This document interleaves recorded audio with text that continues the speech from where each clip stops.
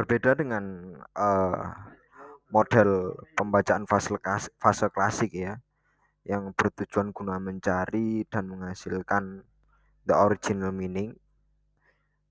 Pada klasifikasi metode pemahaman hadis secara modern ini, penggunaan aspek metodologis jauh lebih beragam ketika fase menginjak ke masa ini. Hal ini dibuktikan dengan beragamnya metode yang hadir dalam pengkajian tentang makna. Jadi tidak hanya original saja, tapi juga meragamkan beberapa makna yang bisa masuk, yang bisa dimasukkan terhadap suatu teks hadis, seperti itu. Kemudian salah satu menarik saya angkat, salah satu yang menjadi pembahasan pada teori, pada metode klasik ini, metode modern atau kontemporer ini, yaitu teori yang digagas oleh Rahman ya. Teori yang disebut dengan teori gerak ganda atau double movement, yaitu merupakan teori yang diyakini mampu mengikis jurang perbedaan dan dapat menjadi solusi yang tepat atas kesengajaan yang terjadi antar Islam dan modernitas ya.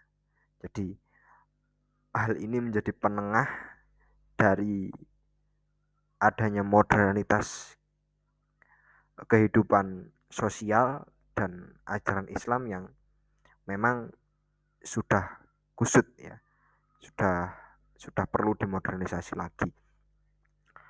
Akan tetapi secara umum teori ini bukan dikontribusikan untuk ilmu hadis saja ya.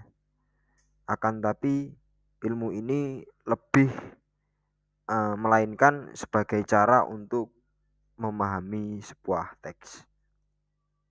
Jadi seperti inilah gambaran metode yang disampaikan oleh Rahman, yaitu metode pemahaman hadis secara kontemporer, yang mana sosiohistoris dari sebuah hadis itu dimunasabahkan atau disambungkan dengan masa kini, kejadian masa kini. Langkah-langkah dari gerak ganda yang harus ditempuh yaitu gerakan pertama mencangkup dua alur di dalamnya sebagai berikut. Yang pertama, memahami arti atau makna suatu pernyataan nas dengan mengkaji situasi atau problem historis di mana pernyataan nas tersebut merupakan jawabannya. Tentu dengan mengkaji situasi makro dalam batasan-batasan masyarakat, agama, adat istiadat, lembaga, bahkan keseluruhan kehidupan masyarakat di Jazirah Arab. Hal ini untuk mengetahui situasi lahirnya nas tersebut dalam sebab apa nas tersebut dikeluarkan. Jadi memang karena berangkatnya teori ini bukan untuk memodernisasi metode-metode klasik yang ada pada ulumul hadis, akan tetapi metode ini lebih condong terhadap penelitian secara tekstual. Maka di sini lingkup pembahasannya juga umum gitu. Yang kedua, mengeneralisasikan tujuan-tujuan yang bersifat khusus dan menyatakannya sebagai ungkapan yang memiliki tujuan moral sosial umum, atau dengan kata lain adalah berpikir dari aturan-aturan legal spesifik menuju pada moral sosial yang bersifat umum yang terkandung di dalamnya.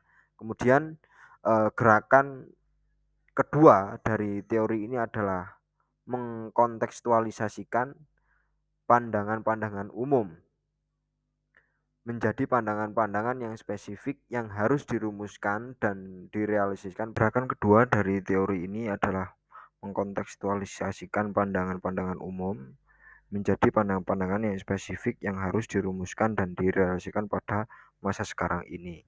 Artinya, ajaran yang bersifat umum tersebut harus dirumuskan dalam konteks sosiohistoris yang konkret pada waktu sekarang, yaitu memunasabahkan historis sebuah hadis dengan kejadian atau fenomena-fenomena yang terjadi pada masa terkini gitu.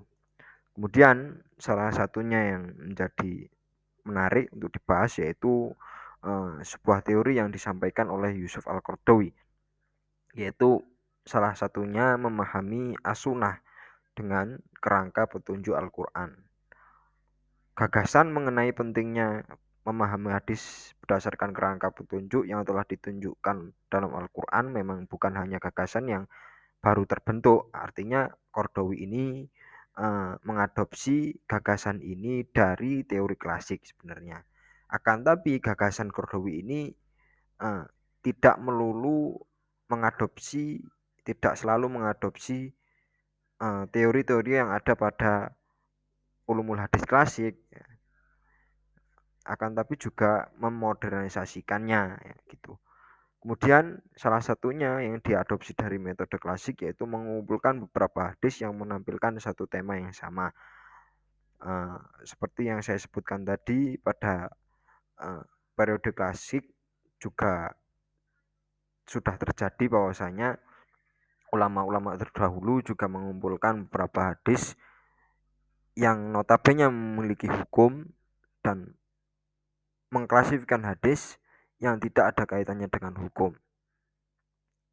Artinya hal ini untuk memudahkan para pencari ilmu atau para pembaca atau para pelajar ilmu hadis untuk mengetahui hadis mana yang notabene memiliki hukum dan bisa diambil istimbat, bisa diistimbat menjadi sebuah hukum, bisa diambil kesimpulan hukumnya, dan hadis mana yang tidak. Itu sudah terjadi pada dahulu dan dimodernisasi lagi oleh Yusuf Al-Qaradawi ini. Nah, perbedaannya yaitu Yusuf Al-Qaradawi menggabungkan atau mentarjih antara hadis-hadis yang tampaknya bertentangan. Ya. Kita tahu bahwasanya tarjih yang dilakukan oleh ulama terdahulu seperti yang di atas tadi, yaitu mengunggulkan satu hadis dengan hadis yang lain, tapi Yusuf Al-Qaradawi menggabungkan pentarjian antara hadis-hadis yang tampaknya bertentangan. Kalau bertentangan, mempunyai kontradiksi, hadis-hadis tersebut ditarjih secara manual oleh ulama-ulama terdahulu. Artinya tidak terstruktur secara kekinian, masih menggunakan metode-metode yang sulit untuk diafirmasi oleh pelajar-pelajar ilmu hadis. Kemudian yang menjadi perbedaan lagi yaitu penggabungkan didahulukan sebelum pentarjihan. Ya, suatu hal yang penting memahami as-sunnah dengan baik yaitu dengan cara menyesuaikan antara berbagai hadis sahih yang redaksinya tampak seolah-olah saling bertentangan. Begitu pula makna kandungannya, yakni yang sepintas lalu tampak berbeda. Kemudian semua hadis dikumpulkan dan masing-masing dinilai secara proporsional sehingga dapat dipersatukan dan tidak saling berjauhan atau bahkan saling menyempurnakan dan tidak saling bertentangan, seperti itu. Mungkin itu saja yang bisa saya sampaikan pada pembahasan kali ini. Kurang lebihnya mohon maaf. Wassalamualaikum warahmatullahi wabarakatuh.